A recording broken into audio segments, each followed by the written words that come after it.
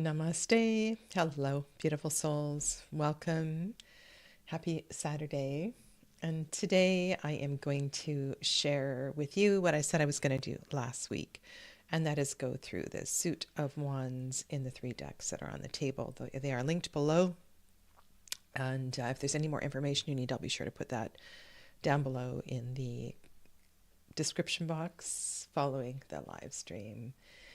My name is Sadhana, if you're new, so welcome. Lovely to have you here. And this exploration of the Suit of Wands is part of a bigger discussion about broadening one's interpretation of the relationship among swords and wands, and what comes first, element of air, element of fire, their interaction, and all of that. This is part of a inquiry that I began in 2024 when I was doing some cartomantic studies, and it is going to be an ongoing discussion with my investigation into legend, the Arthurian tarot, because when I get into the minors in that, so I'm doing a series right now with Anna Marie Ferguson's deck and the other Arthurian decks.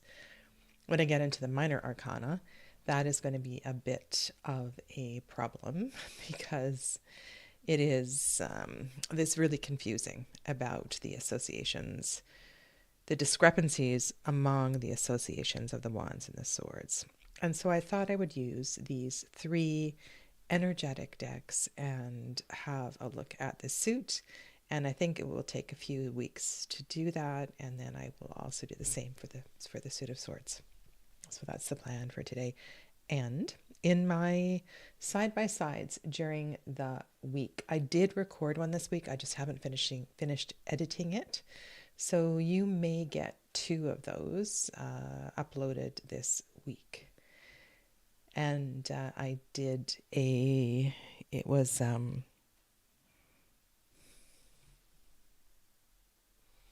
what did I do? Oh, I did the Slow Tarot and the Super Lunaris with Waite Smith. So you can look forward to that over the next couple of days. And I said 2 weeks ago when I did the side-by-side of Light Seers and Unfolding Path, that I needed to work more with this deck. So I think what I will do is at the end today, I'll do a reading with this deck, one that I haven't really worked with. So hopefully the plan works for you as well too. Hi Clevis, welcome, namaste. All right, and thanks to Clevis who's in the chat this morning. There is a link to an event for the Mythologia Fennica Tarot. And let me put this over here. What I meant to do before I came on live was to do a quick comparison of this extra guidebook that was kindly gifted to me and the guidebook that comes with the deck. And this was the English Kickstarter guidebook. However, based on some of the information I have from Amelia, who gifted me this deck, the Finnish version of this guidebook, I think must have other chapters or things that's not in the English version, because she was talking about a different version of the Tree of Life and so forth. So I will, over time, unpack all of this with the Mythologia Fennica. I'm absolutely fascinated with mythology in general. So let's have some fun with this. The Suit of Wands. Through all of my studies over the years, beyond the keyword of will and drive, has deep-rooted purpose to it. The Suit of Fire is divine masculine energy. And when I say things, make statements like that, these are my interpretations that have come through various studies over the years. And not just tarot, but energetic studies, energetic healing studies, yogic studies, all kinds of things.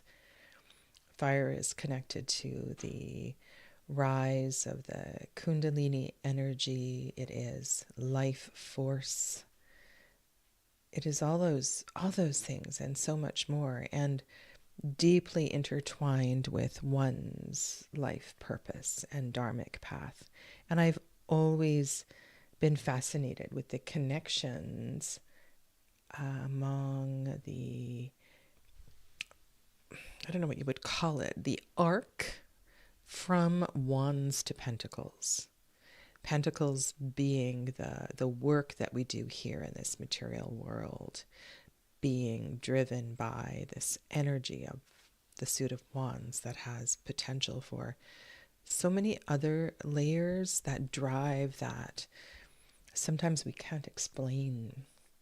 Clevis says the art of the Mythologia reminds me of the Philarkos tarot. Yeah, I get that for sure.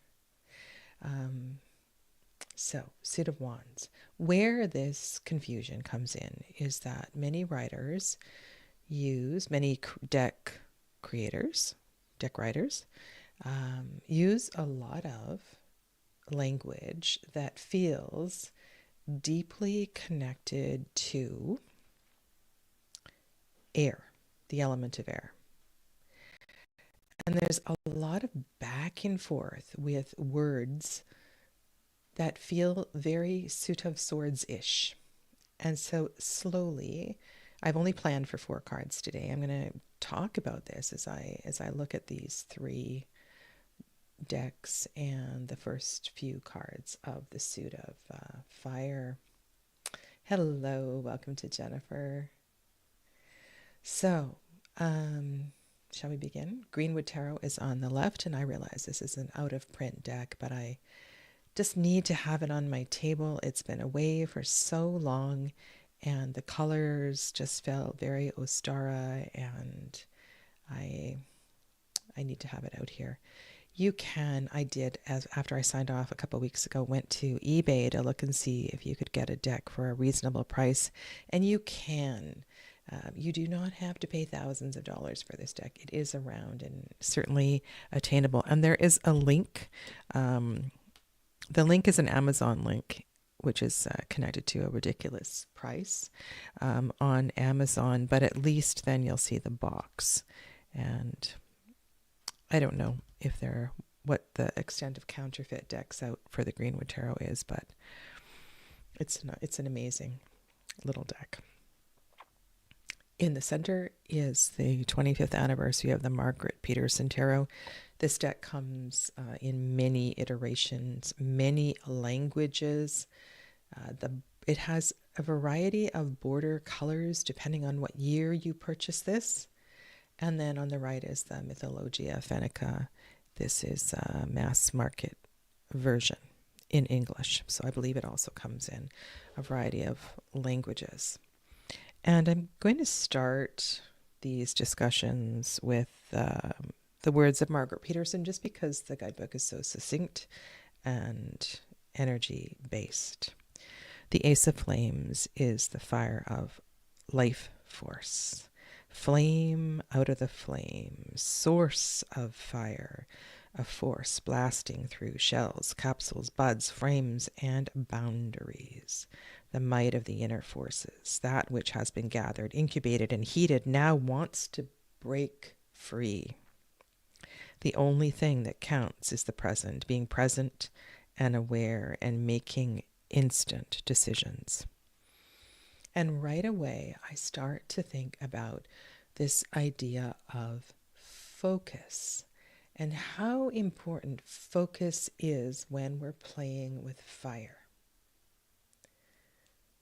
When we are, I think about maybe in the slow tarot, that Queen of Swords that has her feet in the fire, or how fireworkers, even not workers, fire walkers, actually walk across a bed of burning coals. And it has to do with the focus of energy. And funny, I was just talking about this. I did a bonus class for Tarot Foundations 2 just now, and was talking about how important focus is and the preparation for our journey. We can't do this all willy-nilly. And I like this idea, the design idea here of a straight shooting arrow.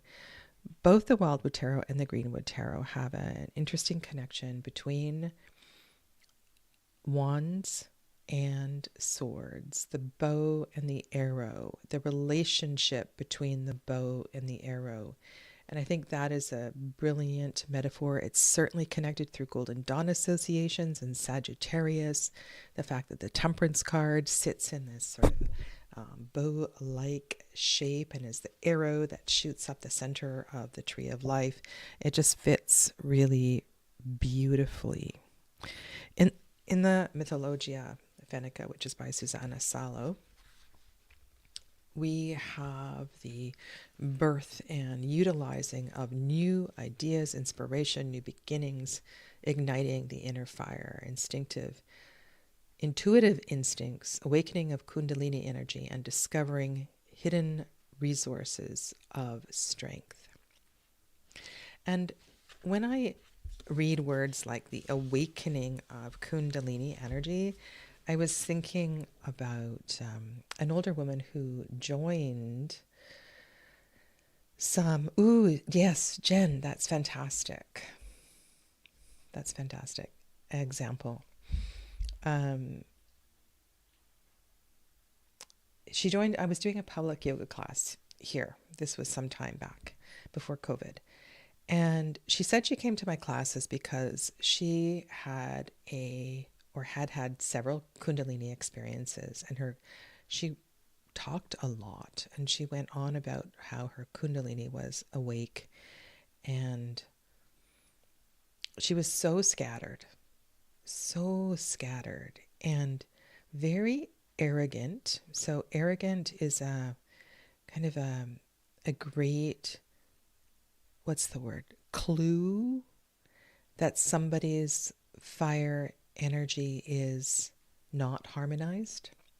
So when you begin to awaken, there is a harmony among masculine and feminine energies and qualities.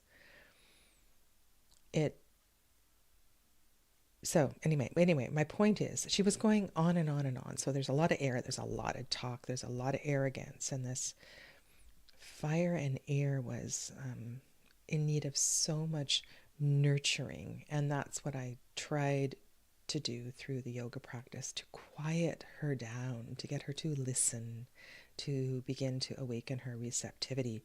Because this spark of fire cannot be utilized to its greatest potential if we don't also tend the receptive energies.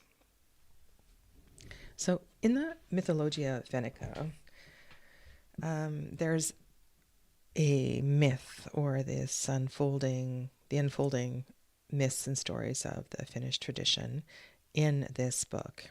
And I cannot read aloud the names because I don't have a clue how to pronounce them. So you can see some of the titles, like some of the titles of the cards have Finnish names on the cards, but unfortunately I will either bumble through the name or skip it entirely. And I'm going to read a little bit from this book as well. The birth of an idea on a higher level and then being utilized on a concrete level is symbolized by the fire spark plunging downward through the layers of heaven. The lake of Alu may be seen as an element that symbolizes emotions, and the fact that it is set aflame may mean the deep purification and renewal of the energies on emotional levels. And so this is really cool because right away we're talking about this interaction, potential for interaction between the divine masculine and the divine feminine.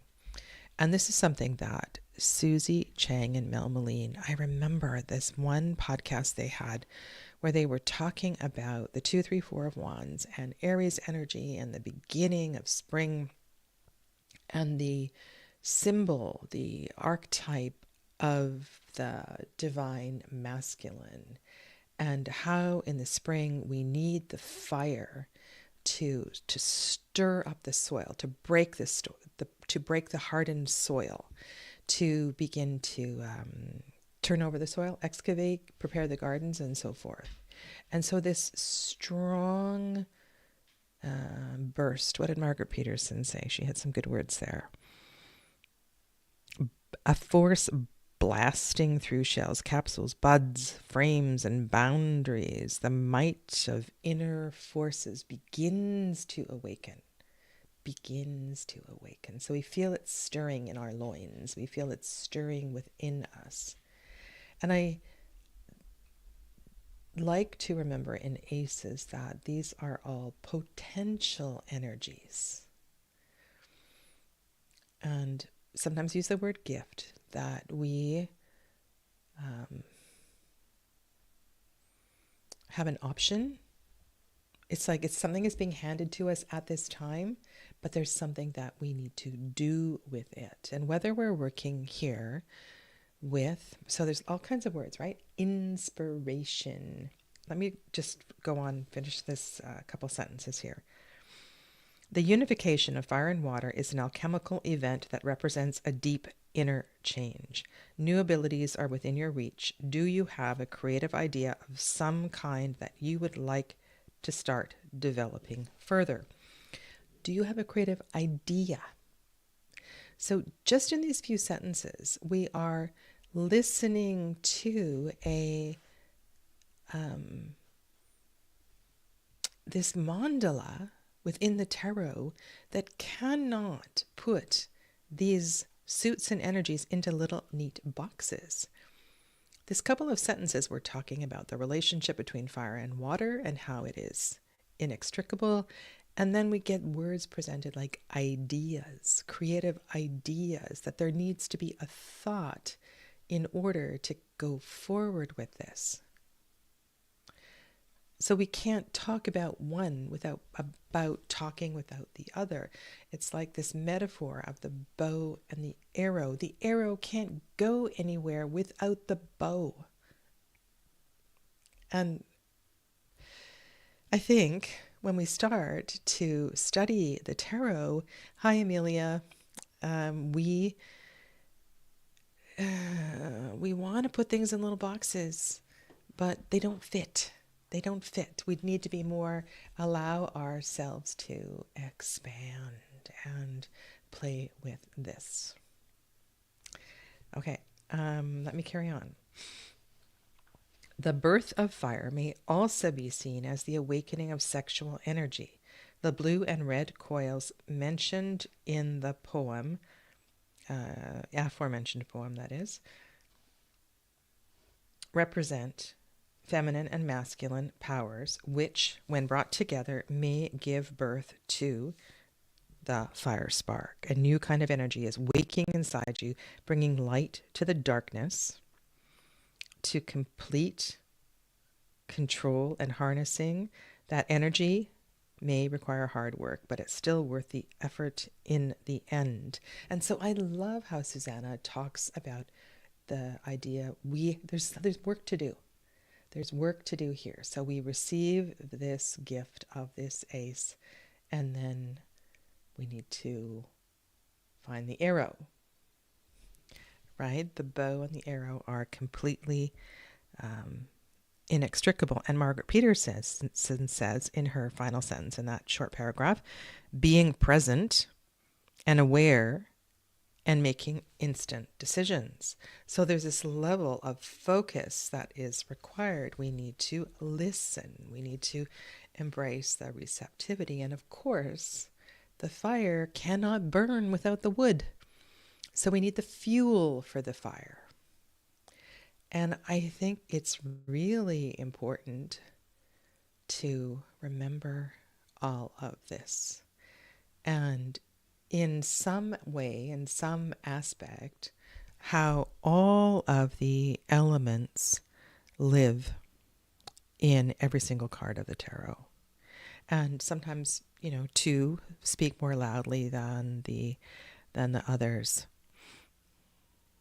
But I love how this lightning bolt comes down and awakens something. It's not passive, like in the Waite Smith, how the wand is sort of gifted through the hand of God.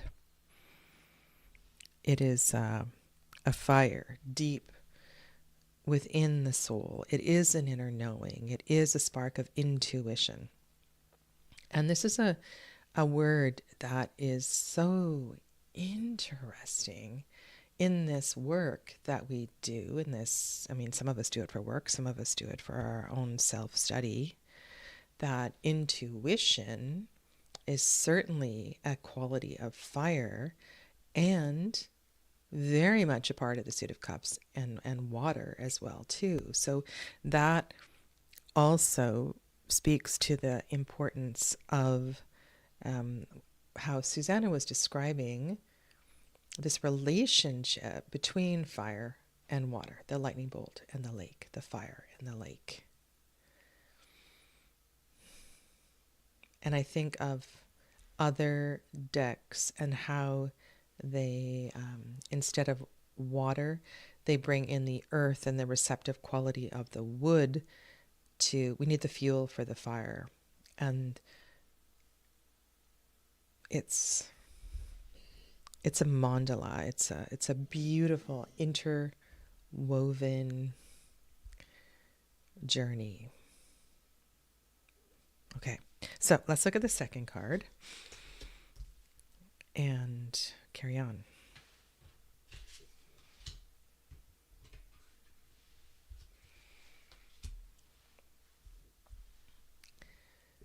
Now, this gets really, really interesting because all three deck creators here use a vocabulary that includes a variety of words I could put into the Suit of Swords. So the air that fans the fire, the thoughts and ideas are absolutely inextricable from the drive and the creativity. They cannot be separated, and this can get really, really confusing. Margaret Peterson calls this the fire of intimacy. Two forces joining. Both retain their own specific field, yet experience themselves as part of a greater whole. An electrifying web made of threads of light join the blue fire of the moon and the hot yellow-red light of the sun. You are the eye going beyond its limits, powerfully yet gently connecting to that which lives outside of your limitations. So this spark of fire has created a powerful connection between the divine masculine and the divine feminine to begin to expand.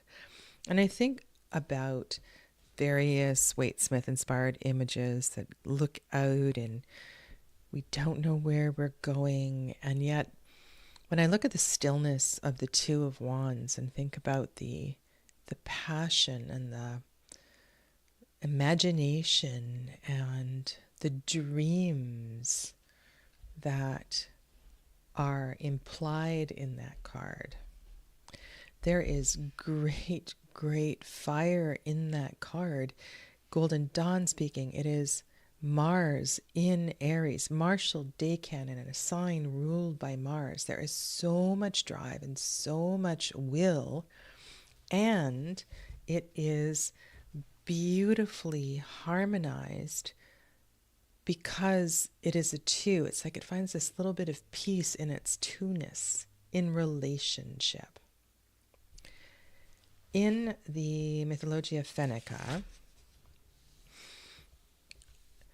the birth of iron urges you to take responsibility for your own actions and makings. Anger and strife leads to fights, and in extreme cases to wars. There exists a number of ways by which the conflicts could be averted and peace preserved. Pride and self-centeredness are the qualities that make one to turn the iron against their brothers and sisters.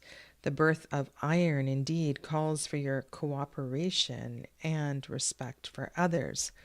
And this makes me think of the relationship of the smithwright with iron and fire, or silver and fire, the art of the smith, and how these two elements, the metal and the fire, are in a dance with one another, and then they are cooled in water. So I am kind of mesmerized by this. This looks a lot like a Two of Swords. There was something I wanted to read you here. Okay, Ilmarinen. Ilmarinen was able to think creatively and to hone his ideas further, and was willing to experiment with the iron he found in the bog. Because of his gullibility, he thought the hornets, oh yes, this was part of that story, the hornets' offerings to be those promised by the bumblebee, when without questioning them, iron, on the other hand, was ill-tempered and broke its wove the minute it was disrespected. So in these stories, everything is anthropomorphized. The iron in the bog, the bumblebee and the hornet, everything takes on these powerful energies of relationship. Margaret Peterson talks about all of the twos as having an important aspect of relationship. And in this kind of an image, and when we go to the 3, there is this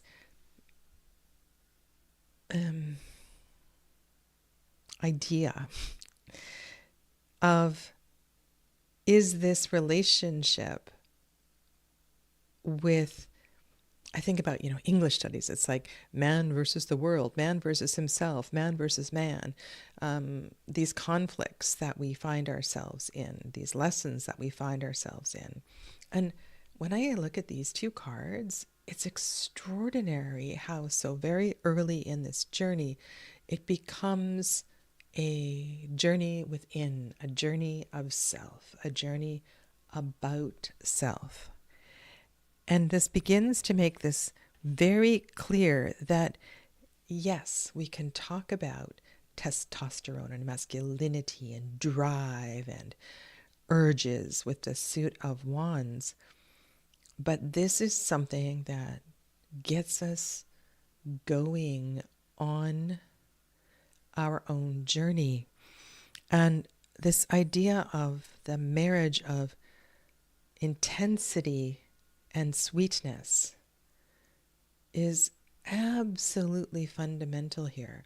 And when I think about this kind of a card, it's the pause, it's the reflection that is the receptivity. Those 2 wands being held in either hand, the intensity of the fire needs to be balanced with something so that we can go forth.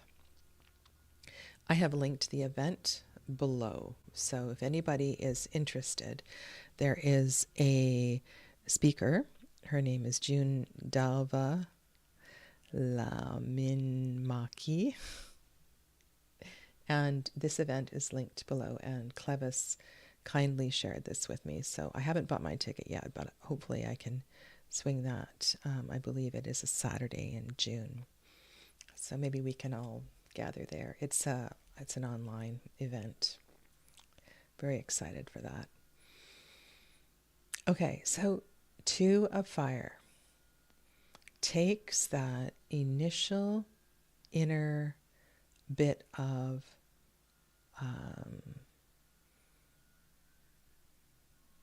inner knowing and asks us, what are we going to do with all this energy, and how are we going to carry it forward? And the advice here is that it has to be harmonized with the softness. We can't just take it forth all guns a-blazing. And the consideration and the contemplation of all of that is so very important. As we begin to awaken right from the get-go, this awareness is absolutely necessary.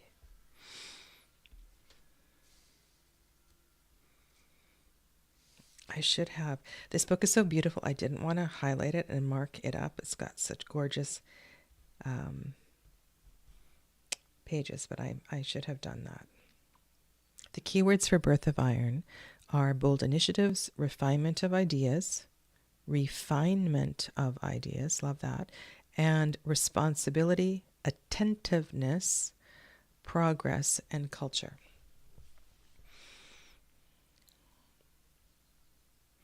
And, hence the pause in this particular card. And I'm talking about Waite-Smith inspired decks. And I love that this card makes me think of the 2 of Swords and that relationship. And a lot of Susanna's words, like other deck creators, are building in a conversation of the relationship among fire and air. They are not mutually exclusive.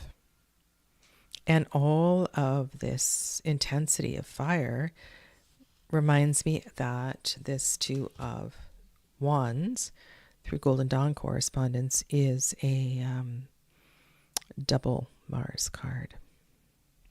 Blind Man's Guide, 3 of Flames, and Fulfillment. So bring to mind a familiar 3 of Wands. And you look out, sometimes you're really close to a ledge of something. There is a place of trust and inner knowing. And 3s are about building, they're about growth. And so the qualities of fire begin to build. And I absolutely love how in this deck she talks about and it doesn't necessarily need to be a blind man, how you walk up or down stairs, provided they are built to familiar structure. I have tripped going up and down stairs because they're different heights. But it's like where that next rise is going to take you. You don't need to have your head down and think about every single step. It's like you trust where your feet are going to go and you allow yourself to be guided. Now, we all know that when one sense is taken away, the other senses are heightened. We have greater awareness. So if we close our eyes, everything else becomes clearer. And this particular metaphor, this story, this legend, is one that reminds me of, so go back to your favorite Two of Swords image, think about the woman being blindfolded and how important that blindfold is to the level of insight that can come in that card. If our eyes are open, there are too many distractions.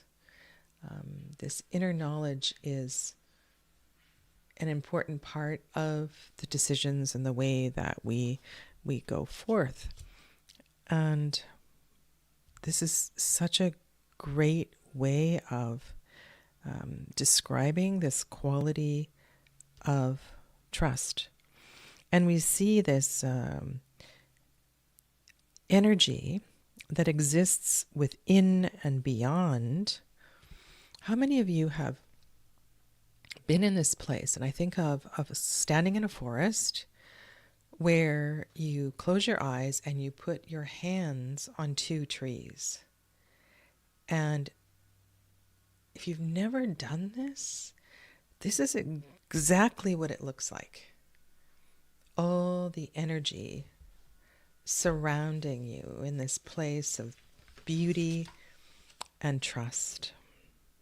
The Three of Flames is the fire of creativity, a song gathering something in the world of the unknown and bringing it into the world of the known. Sound originating from the pulsating rhythms of your body. And in that experience I'm describing, it's this pulsating rhythm of your connection with your environment, that the life of the tree connects with your life, and you see it behind your closed eyes, and it expands, and it's so beautiful. Margaret Peterson goes on to say, audible breath, daring to express yourself. So here she's talking about finding a voice, acknowledging your path, stating your path. So it's this energy that is felt from within that allows the voice to emerge, modulating soft and loud sounds, playing with vocals and consonants. Back to the Om, the primal sound, the mother of all sounds, the atmosphere filling itself with sound. Something new is born, and I'm going to say about to be born. I don't think it's actually born until the 4, but it certainly is about to be born. Susanna Salo, inner guidance is like the ability to see in a dark forest. It is based on the trust that one will find the way even without knowing what the destination is or how to get there. Obstacles may be met on the path of life, but they can be averted by listening more to one's instincts and the voice of intuition. Have faith in your own path and your own inner guidance, even if others wouldn't see them. So this is so much about trust and building connection on your path.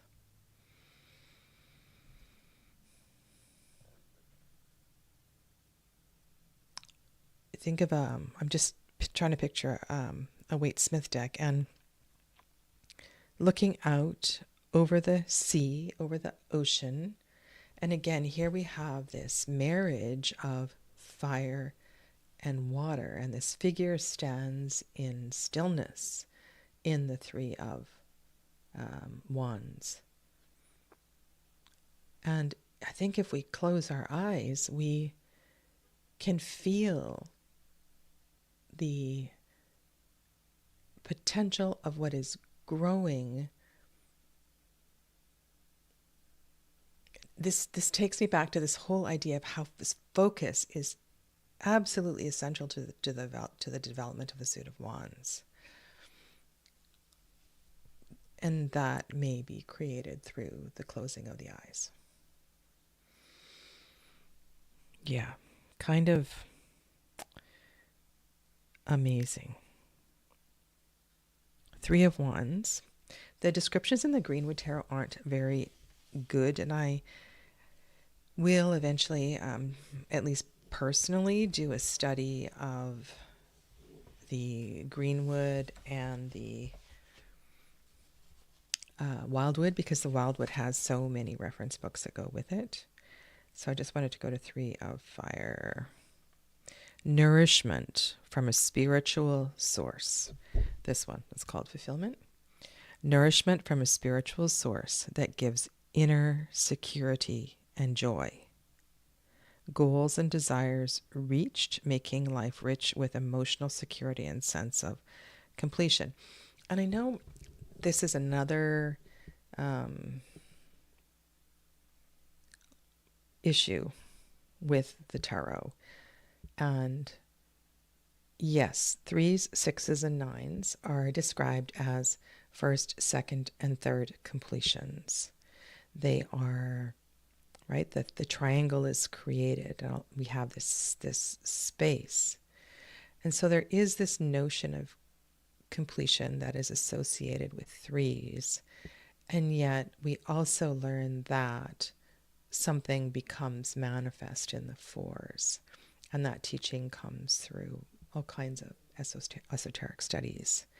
So this relationship between 3 and 4 is also inextricable. And if you think about that in terms of the relationship between Empress and Emperor, and how they are both, they both hold their unique and distinct sovereignty, and yet they are a reflection of one another.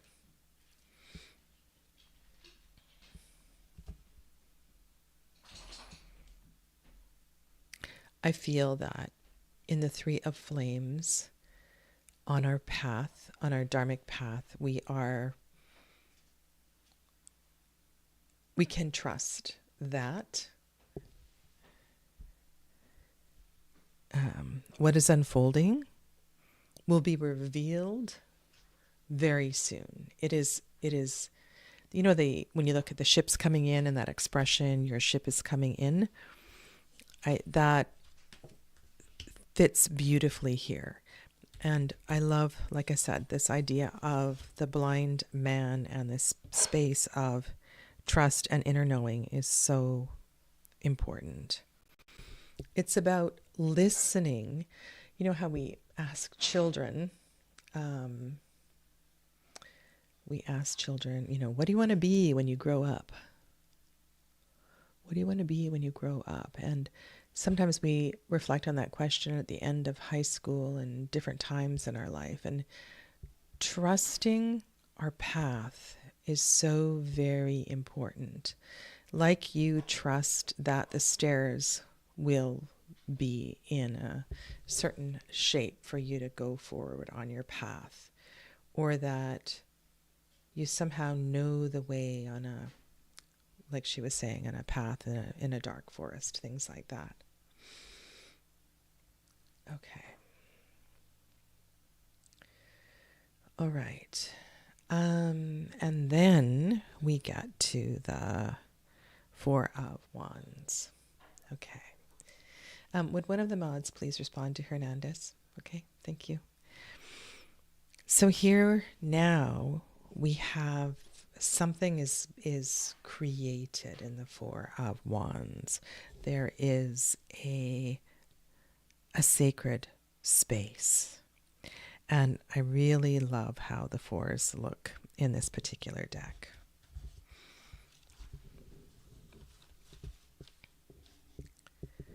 The Four of Flames, the fire of shaping, the unshaped purple fire of the earth's core touches the heavenly fire of the sun, the fires of body and mind. The fires of body and mind work together. Refine and strengthen each other, forces of polarity structuring themselves in golden waves of light. And so through the marriage of thought and action, in the environment of earth or the lake, something indeed is beautifully honored and created. And when I think about the Four of Wands in terms of its association with celebration and marriage, it's all about that building of harmony and the pieces, and acknowledging the pieces that come together to make it all happen.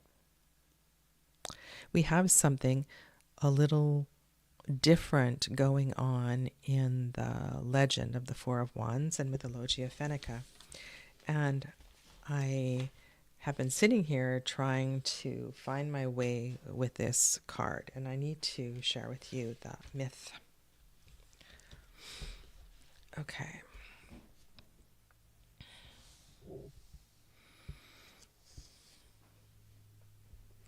When Sampo fell into the sea and shattered, the waves carried some of its fragments to the shore, where, can you read the name on the card? Vainamoinen found them. He took them to the misty headland to grow, but then Tit sang, a bird, from a tree that crop wouldn't grow if the ground wasn't burned first. So the way that this is written, everything is anthropomorphized. So the crop wouldn't grow if the ground wasn't burned. This character with the V name cleared away all vegetation except for one great birch, which he left so the birds would have some place to rest and watch the world. And then came an eagle who thanked V for sparing the tree as a resting place for the smaller birds and as a throne for the eagle himself. The eagle was so pleased that it repaid V's kindness by igniting the fire he needed to burn his swidden. Once the fire had made the ground fertile for cultivation, V sowed the seeds. He spake the words of sowing and asked for rain from Ukko, the god of thunder and rain. And Ukko allowed the rain to fall, and the barley began to grow. This relationship of balance and harmony among the elements. And if you think about what's going on in this card,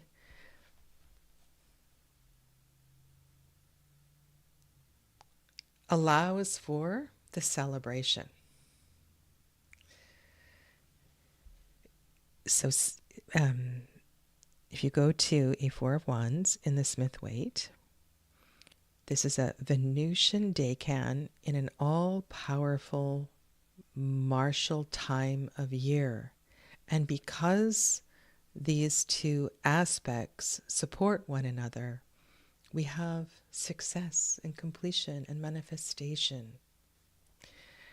Because the God allows for a tree, one tree, to survive, he creates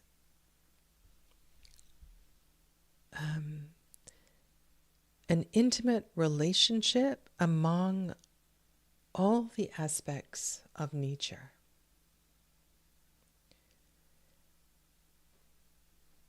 And the fire is still able to burn and fertilize and prepare the earth for the cultivation of the seeds that are about to be sown.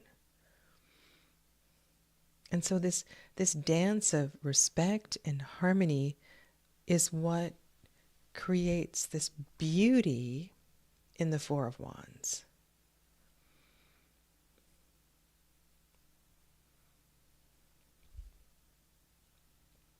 And this always makes me think of, I've got to go back and find this episode. It was one of the Bible TV series that are on. And it was the wedding in Cana.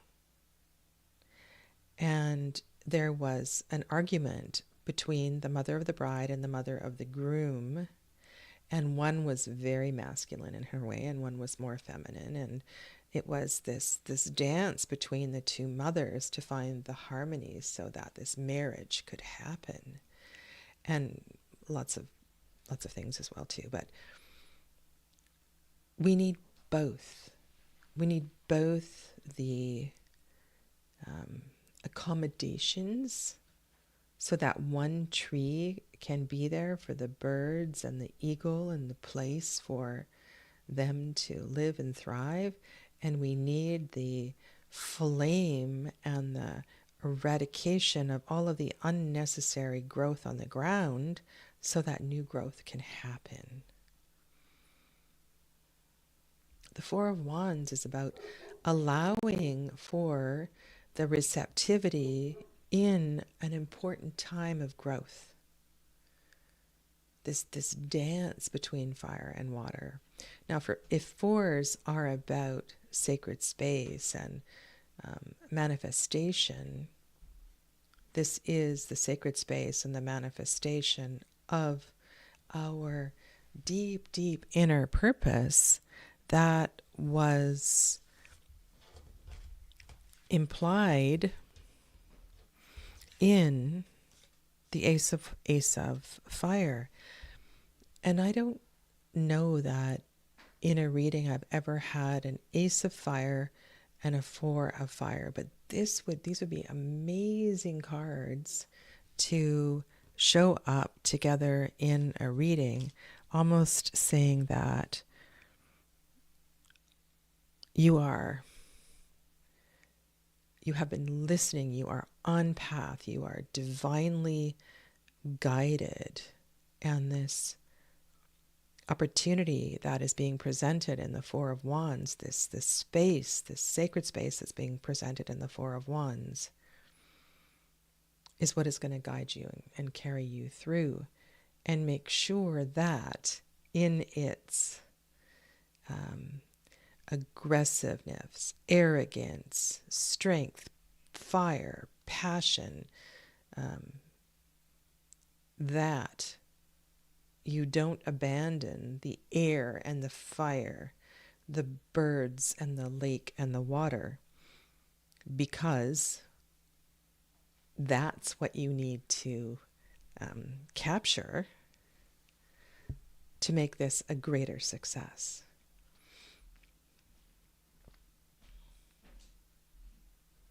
Yeah, it's really I think important to look at all of these cards at various levels. Yeah. Okay.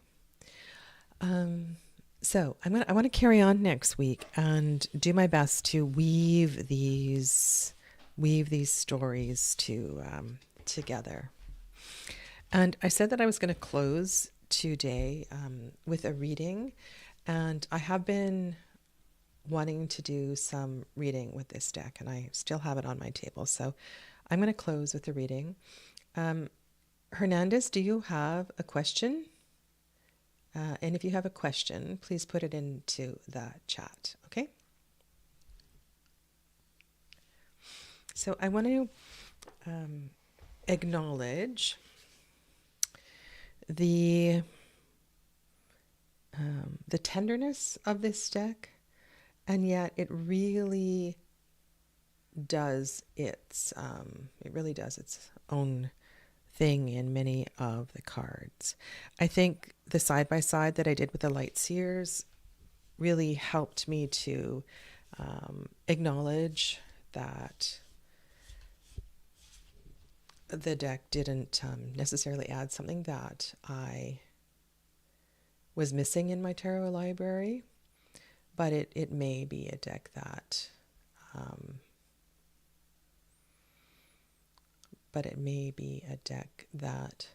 is just the right dose of comfort for someone.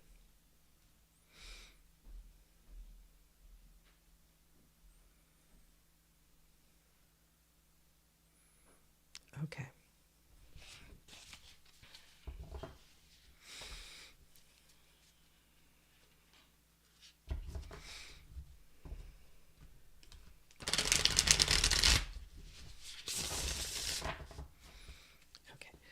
So, Hernandez, this is a very complex scenario that I can't answer in just a few minutes here. So you'll need to reach out and contact me through my website, and I'd be happy to do a paid session with you.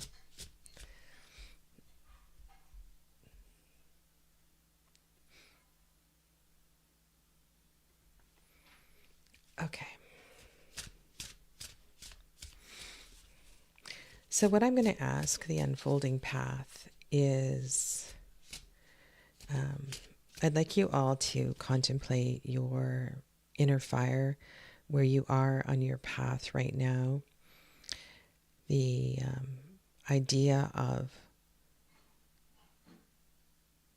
the relationship among, I'm thinking about the fire of intentions and how important these intentions are for that which you create. You know how we say, like, words, be careful of what you say. The power of vok, it's called in yoga, is so important. So I think in this theme of developing deeper understanding among fire and air, let these cards give us either a message of comfort or direction in this understanding. And as always, I ask this message be in the highest for the greatest good, and that no harm be done. So be it.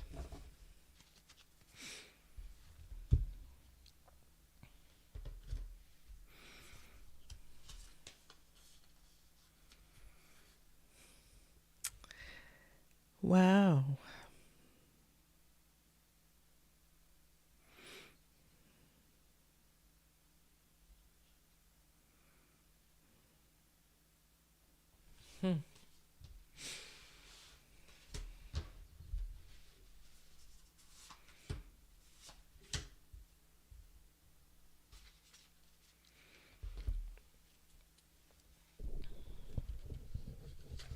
You know, this is such a loaded card. Aloha, Jonathan. Such a loaded card. Through its history from the Marseille, through various esoteric traditions, and how appropriate that it shows up here today when I'm trying to wrap my head around what this suit of wands really represents. This inner flame, this inner fire, this relationship that we have with our fire must be tender in order for us to tend our flames, in order for our flame to grow at the right and ideal intensity.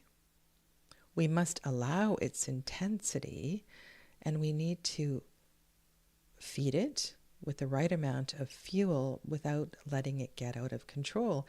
And that is by allowing this dance between our inner divine feminine being there in the support of our strength and our fire. You know, it makes me laugh. This card just says exactly everything that I've been sharing in the last hour or so. And then we have the gift of the lotus, the gift of the ace, the potential for great and deep understanding through the water element. And if you think of the water element and its connection to the sacral chakra, this is all about relationship. and the balancing of our inner harmonies and all of that. So maybe something that you can take away from today is to write down, what one little thing might I adjust so that my flame can burn a little brighter? Or how can I amplify some of my receptive qualities so that I can dial down this fire that's burning right now? And it's funny, I'm thinking of acid reflux and all of the digestive issues that people have. And digestion is very much a part of issues with our harmonization of our inner fire.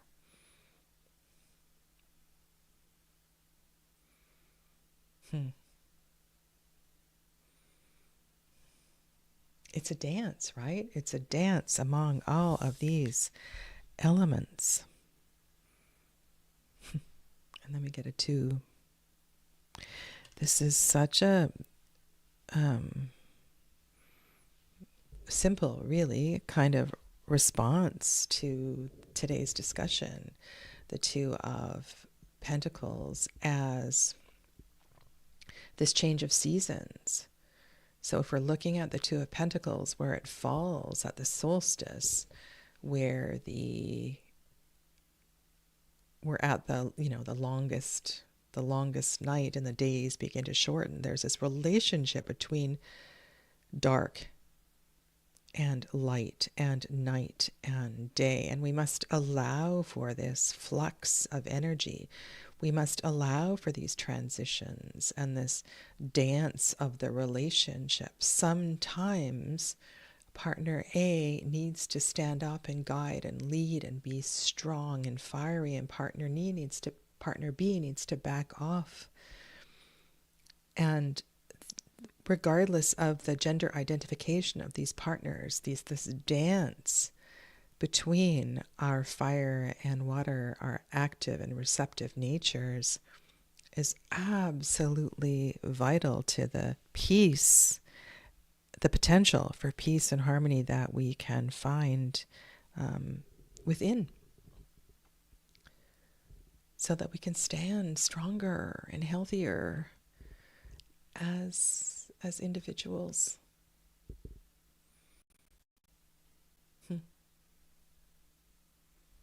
And there you have it, my friends. Thank you for your contributions and for listening today. And I look forward to further thoughts. And next Saturday, I will carry on and do a little bit more reading in the Mythologia Fennica, and see if I can weave together the elemental relationships with the 5, 6, 7, 8 of fire. Thank you. Have a lovely rest of your day, and I'll see you all soon. Namaste.